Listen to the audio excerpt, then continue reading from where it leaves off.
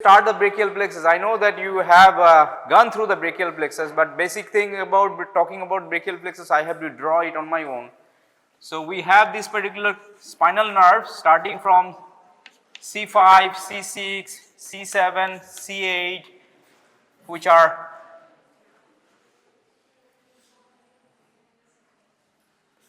coming over here, and T1, and all these nerves coming together make some union at some point. So these particular upper two trunks unite, lower two trunks unite, makes a upper trunk, middle trunk and the lower trunk like this, and then again they split into anterior and posterior division. So they likewise split in. So all the posterior divisions, they go together to form a cord. We call them as posterior cord. So this is the posterior cord that is formed. Then we have this upper 2-1 anterior division unite together to form this particular lateral cord which goes along, and then we have one guy ununited which forms the medial cord. So this is how this particular entire brachial plexus is formed, and then we go for the branches of it. So essence is that you should be able to draw all the pictures whenever this like a brachial plexus is given, the schematic picture or whatever, because this is what you should be practicing in life. I know you can do that, but anyways. So these particular branches which are coming from the lateral cord, the continuations of, we call them as musculocutaneous nerve and the lateral pectoral nerve. And then it gives a branch which is known as the lateral root of median nerve, MN. So this is the three branches which are coming from this particular lateral cord that you have to keep in mind. Now this medial cord have got two cutaneous branch, medial cutaneous nerve of forearm and medial cutaneous nerve of arm. So these are cutaneous branches, two of them. Then we have a nerve which is going to join with this particular lateral division. We call them as medial division of median nerve and forms the median nerve. So this one we call them as medial root of median nerve, and then the main one continues as UN, ulnar nerve. So this is how these particular branches from these three are coming. Along with that, we have this particular lateral pectoral nerve. Likewise, we have this medial pectoral nerve which is going to supply. The lateral pectoral and medial pectoral supplies the pectoralis muscle. Lateral one which is supplying the pectoralis major, pec major. Medial one supplying the minor, can supply the pec major. But eventually we have seen the variations that the lateral pectoral nerve and the medial pectoral nerve, both of them are supplying the pec major and pec minor. So it has a little bit variations on the supplying mode as well. Now we are left with this particular lateral cord. So this lateral cord also have got few branches. We have to draw that likewise. So these branches comes like this. We call them as upper subscapular nerve. Then we have this TD. We call them as thoracodorsal. Then we lower subscapular nerve. This is how these nerves are emerging or coming out. So we have to keep this sequence like this: upper subscapular, thoracodorsal, lower subscapular. This 2-1 is supplying the subscapularis muscle which is lying in the subscapular fossa in the back of the scapula. Then we have this AXN, axillary nerve, which is supplying the deltoid, and teres minor which is supplying this particular shoulder region, and then main one which is known as RAD, which is thickest of all nerve, we call them as radial nerve. So these are the branches from these particular the cords which are coming. So this is how we keep in mind, like I learned this from like in my school days, my college days, and I keep practicing like this. I remember since like this. So it's there in my system actually. So this particular from the roots there are few important branch that I keep in mind, like C1, C5, C6, C7 together we form a nerve. We call them as long thoracic nerve, which is supplying this particular serratus anterior muscle. From here we have this nerve point. We have two nerves coming out, which is known as the subscapular nerve and nerve to subclavius. So it's supplying the subclavius, and subscapular nerve is supplying this particular supraspinatus which is present. And we have another nerve which is coming we call them as dorsal scapular nerve, which is supplying the rhomboids, rhomboid major, minor, and as well as this like levator scapulae. These are the few muscles, they are supplied from it. So these together 18 important nerves that I keep in mind whenever I am studying this particular brachial plexus. So in an examination you should be able to draw the schematic picture of the brachial plexus, coming in mind the root cord and the branches from these particular root cords over here. So trunk, root cords, you can see that how this particular things is formed. So when the roots joins together, we forms this trunk, upper trunk, middle, lower, then it splits anterior division, posterior divisions, then it forms a cord. These cords are divided into 3: lateral cord, medial cord and the posterior cord. So 3 and then 5 and then 5, these are the branches which are coming, and then from this region 4 of these branches that you keep in mind. So this union point we call them as R point, where we see that 1, 2, 3, 4, 5, 6 nerves are there. So these are R point where we see that the clinical problem we will be going to discuss. So talking about this particular brachial plexus, this is how this particular brachial plexus is contributed, and this is how these branches are coming, and from these particular roots and these particular trunks, these are the things which you keep in mind. Like long thoracic nerve that you have to keep in mind, this nerve supplies the serratus anterior, which is like muscle which is coming from the chest wall, going to anchored in the sides of this ventral aspects of the scapula, and this particular muscle is protracting this particular scapula on the thoracic wall. If this particular nerve is not working, this particular medial border of the scapula will be popped up. So we call them as winging of scapula. So how this can be examined? If you have a long thoracic nerve damage, you ask the patient to push the wall. So if you ask the patient push the wall and you follow the medial border of the scapula, that medial border of the scapula will be popping up. So it's a kind of pushing punching muscle. So you are asking to push it. So the moment the muscle is working, it's not failing to work, then it will be propped up, which is normally the muscle which is known as serratus anterior is a protractor. That means it is keeping this particular scapula on this particular rib cages. So this is what we have to keep in mind.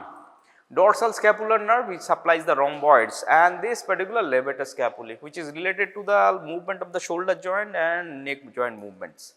These are the things that you have to keep in mind. Suprascapular nerve, this is very important, it supplies supraspinatus and infraspinatus. This particular nerve is important for the movement of the abductions or the lateral movement of the shoulder. So initiations of the shoulder joint movement coming with the supraspinatus assisted by the deltoid. So by any chance suprascapular nerve is damaged or this particular muscle is not working, then we have a problem of the abductions or movement of the shoulder joint. Now to subsclavius, insignificant muscle lying below the subclavius muscle, below the clavicle, which is basically forming this particular clavipectoral fascia, that morphological part. But muscular contribution and this particular contribution to the movement is none to this. So out here, long thoracic nerve, suprascapular nerve is very important, that you should keep in mind for the clinical problems. Coming to the lateral pectoral branches, which is related to this particular lateral cord. Lateral pectoral, musculocutaneous and the median nerve or median root of the lateral root of the median nerve. So this musculocutaneous nerve, which is important for us, it supplies all the muscle which is present in the flexure side of the arm. That means BBC, it supplies the muscle biceps brachii, brachialis, coracobrachialis. That means these are the muscle, they are doing the flexions of the elbow joint. If this muscle is not working, then we have loss of flexions on the elbow joint, which is seen in case of this abduction paralysis or abs point injuries. Lateral pectoral nerve primarily supplies this particular pectoralis major, pec major is supplied by this. It goes to supply, but it does not mean that it is not going to supply this pec major. Some tweaks do supply this pec major. We have seen the variations on supplying to it. But anyways, lateral pectoral nerve supplies this particular pec major and pec minor as well. Medial pectoral branch, which is coming from the medial cord, it supplies this pec minor, but again it can supply this particular pec major as well. So it has a kind of like a overlap in nerve supply. Coming to this particular median nerve. So this particular median nerve which is formed by two of these. So lateral root contributes here and medial root contributes here. It's kind of like a Y that you see that when you are going to see this particular nerve in dissections, it makes a Y kind of thing. So, this Y makes this particular nerve identification easier. In between this Y, we have this particular axillary artery which is going down to be a artery which is known as brachial artery. So, this median nerves basically is basically going to supply all the forearm muscles which are present in the front side. So, except 1.5, all the forearm muscles in this particular flexure region is supplied by this particular like a median nerve. Coming to this particular nerve supply to this particular median nerve which is going to supply in the hand region, it supplies the thenar muscles which is present in the thumb region or under thumb region, which is going to supply in this region along with the lumbricals 1 and 2 which are supplied by this particular median nerve. So, this particular nerve is known as the like mechanics nerve because all the muscles in the forearm they are supplied by these muscles over here. And it also has a cutaneous supply. This particular palm region, this particular half and half or like 3.5 and 1.5 if you have split this particular skin over there. So, this particular thinner half of the palm and this particular skin of the palm is supplied by the median nerve, that domain that you have to keep in mind. Coming to this particular cutaneous divisions, medial cutaneous arm and forearm. So, this particular two of them are sensory division, that means they have no contributions to the motor supply. So, they are sensory only. Now, this particular medial cutaneous nerve of the arm and a forearm, they have a remarkable clinical correlationship. What remarkable correlationship? This medial cutaneous nerve of arm and forearm, they supplies this medial side of the arm and forearm.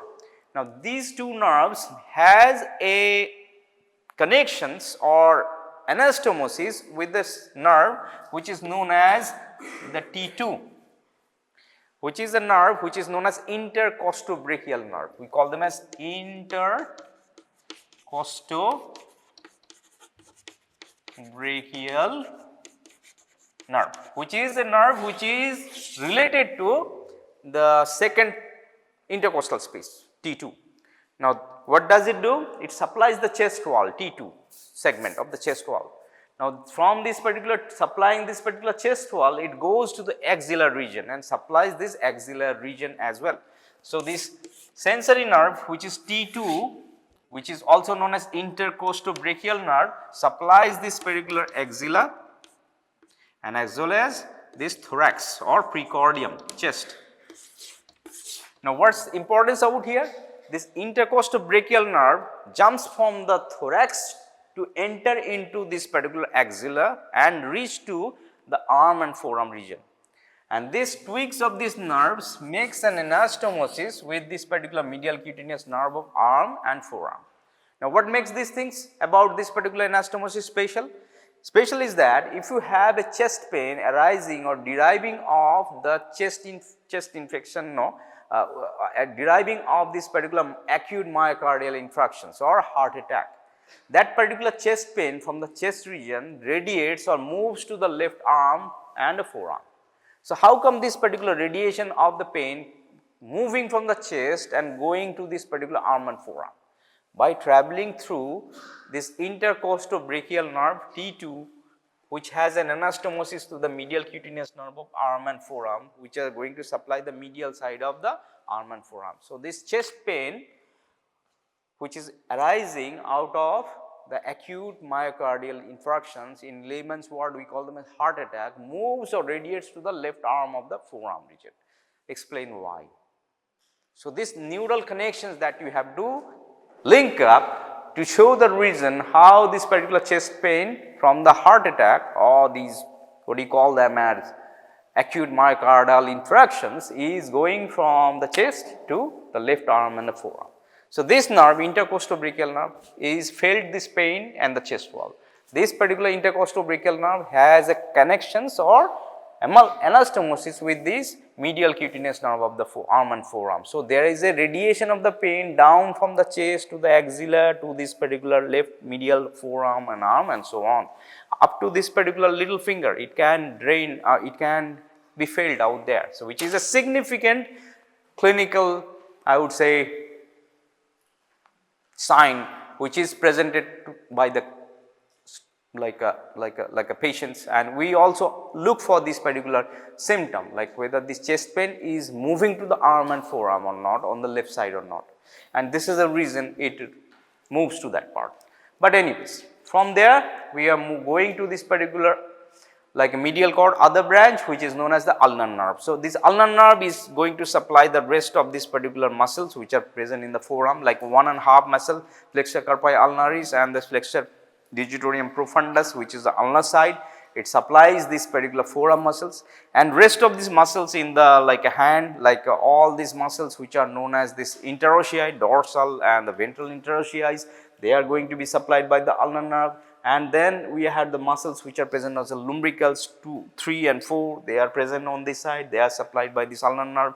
The thenar muscles, we have seen that supplied by the median nerve. The hypothenar, the opposite one, is supplied by the ulnar nerve. So, this distributions of this particular ulnar nerve is quite heavy on the hand region. So, that is why all these particular delicate hand movements, finger movements, which are coming from like holding this particular pin, holding like buttons, or doing some precise movement which are contributed by this particular ulnar nerve. That is why we call this nerve as a musician nerve, because the delicate finger movements are controlled by this of the hand, which are contributed by the ulnar nerve. So, you have to know this particular nerve, how from these particular nerves are coming, and what are the distributions of this particular nerve in the motor divisions. Again, just like median nerve, the ulnar nerve is a mixed nerve.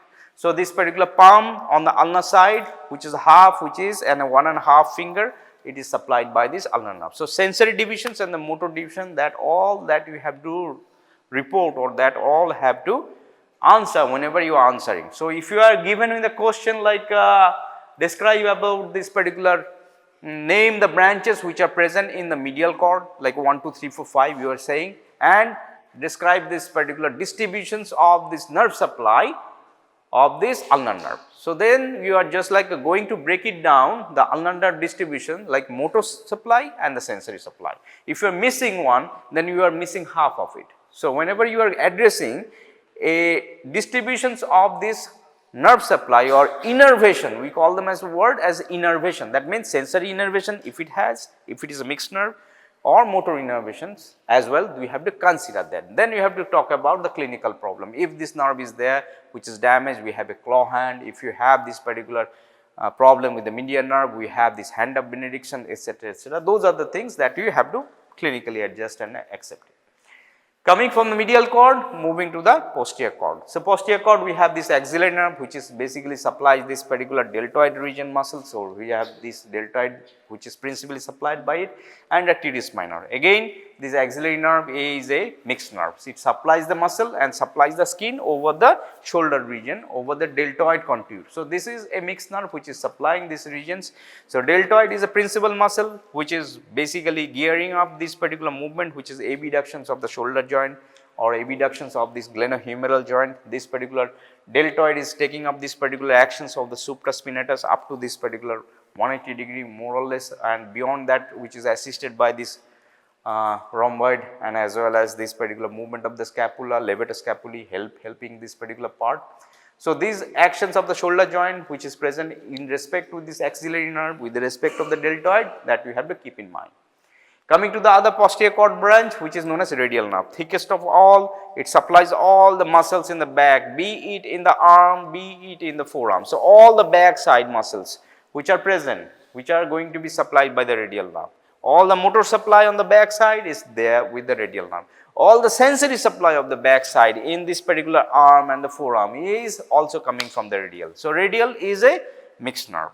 It has a sensory supply, it has a motor supply. Motor, all the muscles of the back. That means the triceps, the anconeus, these backside muscles, all these particular extension muscle that you have seen, like supinator, etc., etc., that we have dissected.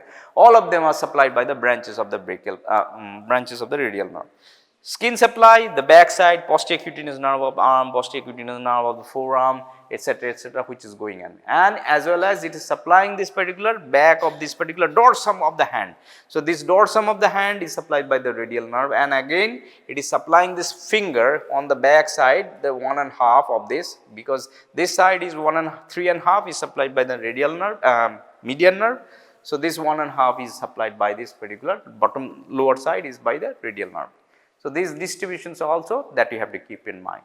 Coming to this particular two smaller contributions like upper subscapular, lower subscapular, they are supplying the subscapularis muscle. This subscapularis muscle along with the teres minor, which is lower subscapular, is teres major, which is supplying this lower subscapular, which are like not that very important in terms of clinical perspective is concerned. But if you are going to study about this particular like a surgical part, this lower subscapular and upper subscapular is important for tracing the anastomosis, but I am not just going to talk about those things. Talk more important, I would like to emphasize on thoracodorsal. It supplies a long muscle, we call them as lat or latissimus dorsi, that coming from this particular hip bone, moving up, fanning up and ending on this particular like this particular floor of this particular humerus. So, this particular latissimus dorsi has a wide range of movement, which is going to have this particular like elevating the tongue, elevating the trunk whenever you are hanging out. This particular thoracodorsal makes this particular movement, which is known as the extension of this particular shoulder joint as well. They are helping this. So, this thoracodorsal nerve, which is supplying this particular lat or latissimus dorsi, that is very important that you have to keep in mind regard to this particular nerve supply. So, whenever you are going to talk about this particular nerves of individual nerves which are coming from the cords, so usually we see that they ask to draw about a like a whole brachial plexus question, and they break it down to one of the cords like name the branches of posterior cords or name the branches of this particular like medial cord or lateral cord, and then they narrow it down further to a single nerve like any single nerve which is going to say for example musculocutaneous nerve. Musculocutaneous nerve is again like which is a mixed kind of nerve, supplies this particular BBC and then it becomes cutaneous, lateral cutaneous nerve of forearm. It supplies the lateral part of the forearm and supplies till this ball of this thumb region. So, then they want to know about the innervations of the musculocutaneous nerve. Then again you have to talk about the sensory part and the motor part, and then you have to talk about the clinical thing related to that particular region. Coming to the brachial plexus clinical problem or injuries that we emphasize out here, we call them as abducens paralysis and Klumpke's paralysis.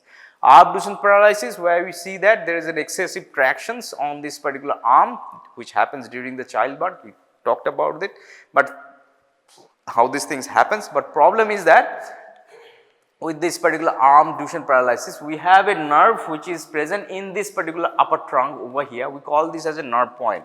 So, where you see that anterior division, posterior divisions uniting over here, sorry C3, C5, C6, they are uniting over here making two things, and then again splitting into anterior division, posterior division. So, 4 nerve branches are there, along with the 2 nerves coming from this particular branching of point which is coming on this particular trunk, which is known as nerve to subclavius and the suprascapular nerve, and all these point over here they are damaged whether you have this particular excessive tractions.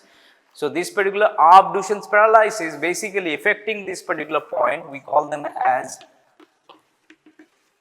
this point. So, all these nerves which is there, which is C5, C6, they are going to contribute to the muscles, are going to contribute to this nerve which is musculocutaneous nerve, and they are going to talk about the suprascapular nerve, and they are going to talk about the axillary nerve fibers also going in these fibers. So, this particular injuries which is related to the abducens paralysis, they have a deficiency of the individual. So, we see that the arms will be hanging by the sides, it will be plastered by the body and it will be extended in positions, and whenever this particular person is trying to like do a movement, they cannot do this particular like abductions. So, that means the abductions is a paralysis of this particular thing which is coming from the deltoid muscle, and deltoid muscle is innervated by the supraspinatus, and along with this particular thing we call them as this axillary nerve, which is a loss of things. So, supraspinatus is the one which is basically helping or initiations of the abduction movement. So, initial abduction is absent over there and deltoid cannot take over. That is why we have a loss of abductions, cannot move these particular things. Once this particular initial inertia is recovered, then this person can take out this particular arm over here.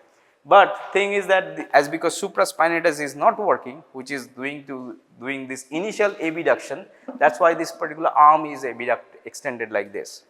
Now, other thing is that elbow is in extended position. So, why the elbow is extended position? Because these flexor muscles are not working. Who are the flexor muscles? The BBC. The BBCs are not working, that means this particular nerve which is supplying the BBC is not going to work because musculocutaneous nerve fibers are damaged over here. So, that is why this elbow is in flexion in positions whenever this particular patient is trying to make a movement. So, they are left with no other choice than that of move these particular hands and rotate the body and do these things. So, these are the things phenomenon how these particular persons are kind of like working or functioning. We call them as waiter tip or policeman tip. So, we cannot bribe the policeman or this official person like 100 টাকা নিয়ে যান 200 টাকা নিয়ে যান আমাকে ছেড়ে দিন like that, right. So, we have to just like hide it and give it and they easily take it then that in that point. So, that is why they are like the arm positions which is like this, which is medially rotated, elbow extended, shoulder A double deducted and forearm pronated because of this particular nerve deficiencies. So, we call this particular positions as policeman tip positions, and this commonly affects because of this particular upper trunk where we have this particular injuries to it, which is leading to the most common thing which happens during the childbirth. During this particular neck is too much stretched, which is like this, or maybe this angle between the neck and the like shoulder is too much of like pulled out because of any trauma or fall like this.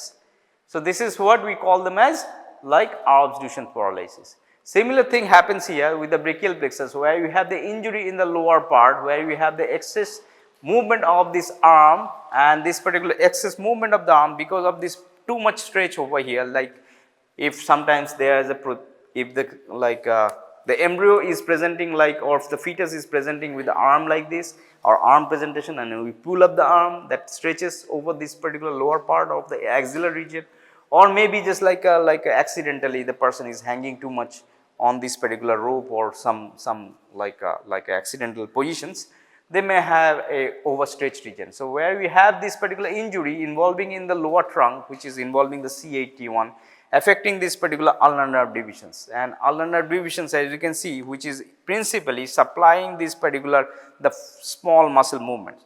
So, these persons with the Klumpke's paralysis classically show the ulnar nerve palsy. The ulnar nerve palsy is seen that if you ask the person to make a fist, they cannot do it because this particular ulnar nerve supplies this particular medial side of this particular like fingers and they make a claw like fingers. That is why they call them as claw finger or claw things because the short fingers of the hand are not working. So, the Klumpke's paralysis which is involving the inferior trunk which happens because of the undue abductions of the shoulder, too much of stretched like this, arm prolapse or kind of like a arm swinging like this can lead to this, and the resultant effect of it is the claw hand deformity which happens here. Apart from that, individual nerve and innervations of this particular three of them you should be keeping in mind regard to this particular big nerves like median nerve that I have said that median nerve is a mixed kind of nerve. So, this particular median nerve supplies all the muscles in the forearm in the front side flexor region except 1.5 that you have to keep in mind. Then it goes to this particular region over this particular hand region which is going under this particular region, we call them as carpal tunnel. We have this particular flexor reticula, it goes deep inside and then it enters to this particular palm region. So, this particular median nerve get entrapped here. We call them as medial nerve entrapment syndrome which is known as carpal tunnel syndrome which is very commonly been asked in examination. So, what happens here if this median nerve is coursing from this forearm, coursing from the arm where it supplies no muscle whatsoever, then it moving to this particular forearm, it supplies all the muscles in here except 1.5 and then it is coursing down to this particular under this flexor reticula to go inside this particular palm and supplies these thinner muscles and the lumbricals in this region. Now, thing is that if you have an entrapment at this point, we call them as the flexor reticulum, the nerve which is compressed over here is going to show signs of this neuropathy beyond that. So, if this nerve is damaged here, it will be showing this particular deficiency below that or beyond that point. So, this particular entrapment of the median nerve which commonly been asked in this particular region is the median nerve entrapment pathy which is known as carpal tunnel syndrome where this particular flexor reticulum may be too tight or maybe having some kind of growth coming up from this particular region and compressing this median nerve. If this nerve is trapped over here, there is two things that you have to keep in mind. One is sensory symptom, one is motor symptom.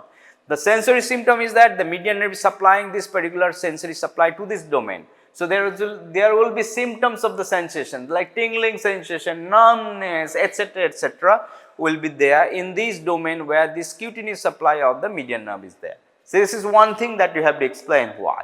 Then we have the motor innervation, that means this nerves which is supplying this muscle in this particular hand region, the thinner muscles, and as well as this particular region is lumbricals, they are going to show this particular problem like hand of benedictions or this particular like movements of these thumbs and as well as flexion of these thumbs will be deficient in this region. Likewise, this particular entrapment on this particular nerve which is known as this radial nerve. So, this radial nerve which is having a long cord supplying all the muscles in the back of the arm, forearm. So, this particular radial nerve is prone to have injury in the spinal groove, radial nerve have prone to injuries beyond that as well. But if you have the radial nerve injury in the spinal groove where beyond that point we have all these particular nerves which is not going to be innervated, or which the muscles which is beyond that is not going to be innervated. So, this particular muscles which are taking care of the wrist joint movement like extensions of the wrist joint will be absent there. So, if you have radial nerve injury at this particular spinal groove where the triceps and everything which is already been supplied beyond that point, that means the extension muscle or extensions of the wrist joint will be deficient. That leads to this particular problem, we call them as the paralysis of here, we call them as like the wrist drop, or which is affecting the movement of the wrist joint extension. The wrist joint extension cannot be done because all the extension muscles of the forearm is not working because we have a problem in the radial groove or spinal groove because of the fracture or compressions or whatever it is. So, you have to understand this particular neuropathies which is happening beyond the point of the insult. Now, then we have this particular these two thing we already have discussed about Klumpke's and thing, and then we are left with this one of this. This is what we are left with, this ulnar nerve. Again, ulnar nerve is taking load in supplying all the muscles in this particular region. We call them as this like movements of these fingers, movements of this particular abduction, adductions of the fingers, and the finer detail movement of this of the hand region. So, this thinner muscles is supplied by this median nerve, hypothenar muscles is supplied by this particular ulnar nerve, and so is this particular muscle, we call them as lumbricals and the interossei. They are making the movement of the fingers like abduction, adductions there. So, this particular ulnar nerve injuries, if it is happening, commonly happens in this particular region where you have this medial epicondyle which is lying under to this particular bone, this particular nerve is lying where these nerves may be compressed there. Other point where this particular ulnar nerve is there, damaged is there in this wrist region, because in the wrist region this ulnar nerve lying in superficial position, this nerve jumps over the flexor reticula. So, it is not going under this region. So, if you have an injury, slash injury in the wrist joint, this ulnar nerve may be cut. So, if the ulnar nerve is cut in this particular wrist joint, this nerve is going to supply this particular muscles which is present in this particular hand region is going to suffer. Then they have the problem like claw hand, etc. If that particular nerve is injured in this medial epicondyle, if you have this particular medial epicondyle broken and this nerve which is known as the ulnar nerve is broken over there, beyond this point that will be affected. So, these forearm muscles 1.5 that we call them as flexor carpi ulnaris and this flexor digitorum profundus ulnar side, they will be affected as well. So, there will be weakness in the flexions of this elbow joint, there will be weakness of these things like claw hand, and the weakness of the flexion will be there as well. And along with that, sensory innervation loss will be there in both of the cases, like this domain is supplied by this ulnar cutaneous divisions. If you have this particular nerve which is damaged, we have this numbness, sensory symptoms, tingling will be there present on these particular domains over here. And the rest of this region, like this region which have this ulnar radial nerve supplying this particular region. So, if you have the radial nerve injuries, this radial nerve injuries on this side will be affected as well over this part as well. So, you see that in the back side, this red one is the cutaneous innervations of this radial nerve. So, back side of the skin as well, along with this skin of this particular hand which is supplied by this radial nerve, you will be going to have damage if you have this palsy of the radial nerve. So, radial nerve sensory damage, motor damage, that also you have to consider whenever you are considering the injuries to this particular radial nerve or radial nerve injuries or radial nerve innervations. Motor nerve innervations, median nerve innervations are the same, motor innervation, sensory innervation, radial nerve same, axillary nerve same, musculocutaneous is the same. So, do consider that thing whenever you are going to talk about the innervation of any nerve, check your mind if that particular nerve is a mixed nerve or not. If you have going to talk about mixed nerve innervation and you are just talking about the muscle innervation, you are going to lose half of the mark if you are not talking about the sensory innervations, right. Now, sometimes what happens, you cannot recall it properly, that what sensory part is supplying there by that. But at least you just like have to mention that like sensory innervation which is going to be supplied some part of the hand or forearm or arm, you mention that, like back of the side or front side of the arm. So, if you cannot be precise on the which part of this skin is supplied by that particular nerve, just give the area where this particular nerve is supplying to it. Say for example, deltoid is easy to say over the deltoid region. So, it is kind of musculocutaneous nerve which is going to supply the some region on the forearm in the lateral side like this. So, if you can precise it like this. So, this is all about this particular nerves or major nerves which is related to the brachial plexus, along with the brachial plexus injuries and the clinical problems related to it.